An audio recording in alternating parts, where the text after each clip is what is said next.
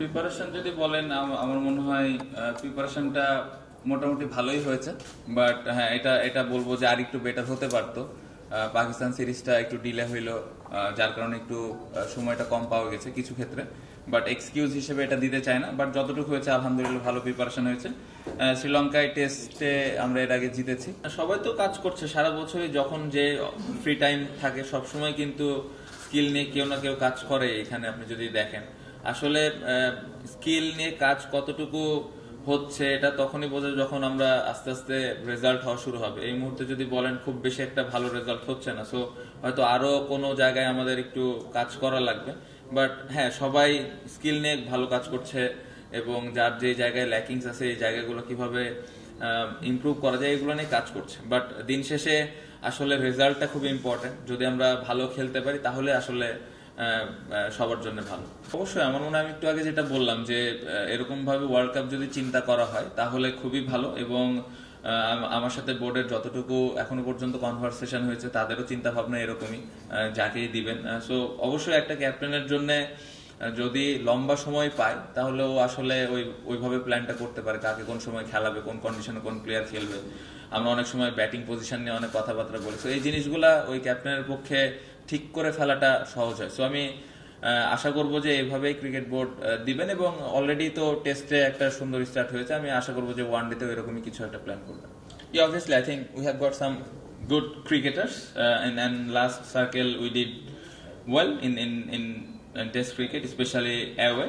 So against Sri Lanka, we had some good memories as well. We win against Sri Lanka in Sri Lanka, if you remember, in 100 Test match. So we have that opportunity to do well again. So I hope boys are doing well here, and I hope boys will do something special in their condition as well.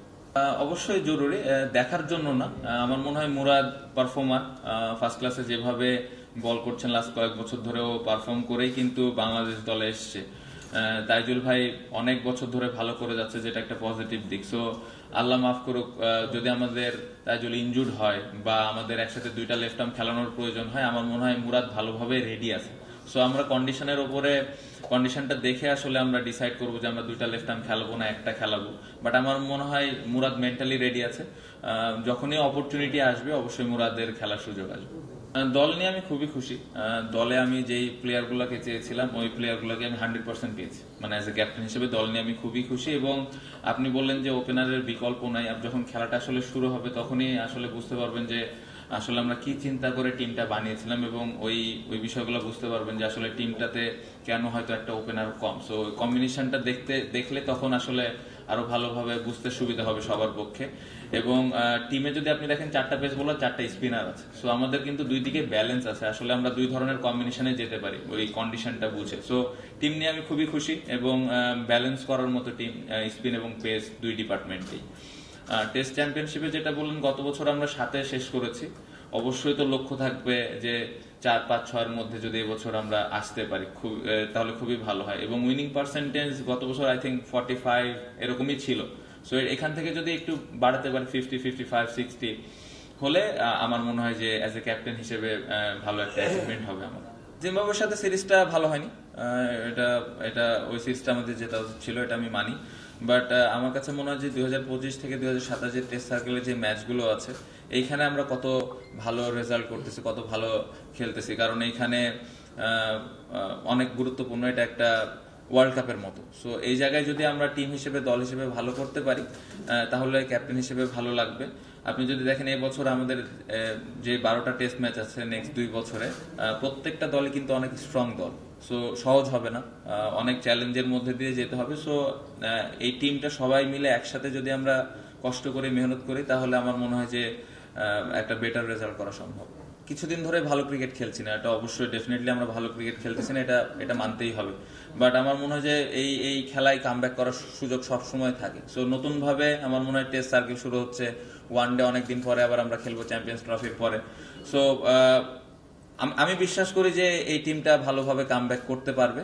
যেভাবে সবার আমি dressing রুমে intention দেখছি যে দলকে জেতানোর জন্য বা দলের প্রতি একটা ভালো জিনিস তৈরি করা বা একটা দলকে আমি কিভাবে কন্ট্রিবিউট করতে পারি, এই প্রত্যেকটা ইন্ডিভিজুয়াল প্লেয়ার যেভাবে চাচ্ছে আসলে আমি বিশ্বাস করি যে এখানে ভালোভাবে আমরা কামব্যাক করতে পারবো। এর ভেতর দিয়েও স্কিলটা ইমপ্রুভ করা সম্ভব, কারণ স্কিলের জন্য আপনি আলাদাভাবে সময় এখন পাবেন না যারা 3 ফরম্যাট খেলে, আর যারা 1 ফরম্যাট খেলে 2 ফরম্যাট খেলে তাদের জন্য হয়তো একটা সময় থাকে। সো আমি বলবো যে আমি আশা করবো যে উইকেটগুলা যত তাড়াতাড়ি সম্ভব আমাদের আরেকটু বেটার করলে আমাদের প্লেয়ারদের জন্য একটু বেটার। এটা তো ক্রিকেট বোর্ডের ডিসিশন, আসলে অনেক লজিস্টিক্যাল ব্যাপার থাকে, এটা আসলে ক্রিকেট বোর্ড আরো ভালো অ্যান্সার দিতে পারবে। বান্ডেল থাকলে প্রতি সেনমানিতে টাকা বাঁচবে। বিকাশ সেনমানি বান্ডেল কিনে জিতুন প্রতি লেনদেনে। শুরু হয়েছে standard charter channel i agro অ্যাওয়ার্ডের 10ম আয়োজনের মনোনয়ন গ্রহণ। এবার নতুন ক্যাটাগরি বছরের সেরা ছাদ কৃষক সহ মোট 13টি ক্যাটাগরিতে পুরস্কার প্রদান করা হবে। মনোনয়ন গ্রহণ চলবে আগামী 15 জুলাই 2025 তারিখ পর্যন্ত।